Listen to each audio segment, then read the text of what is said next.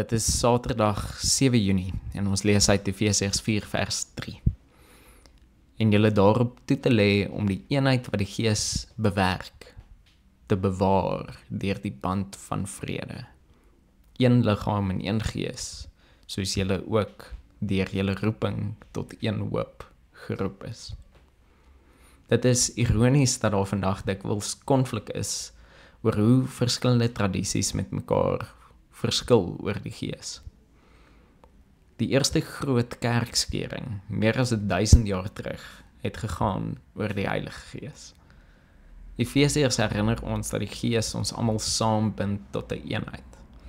Almal wat die Gees het, is een in Christus. Tog soek ons maniere om onsself van mekaar los te maak.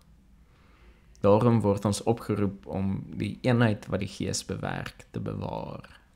Om onsself te herinner dat ons almal deel is van een liggaam. Dit beteken nie almal is eenders nie. Die kerk is 'n diverse plek, maar wat almal tot een hoop geroep is.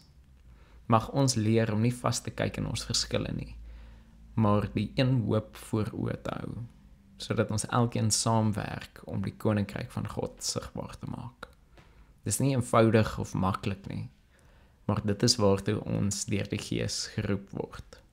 Mag ons die eenheid wat deur die Gees bewerk is, bewaar. Kom ons bid saam.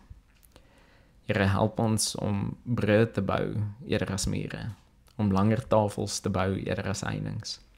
Help ons om die verskille tussen ons toe te vou in U liefde en lei ons deur die Gees na 'n groter eenheid wat reeds deur U bewerk is.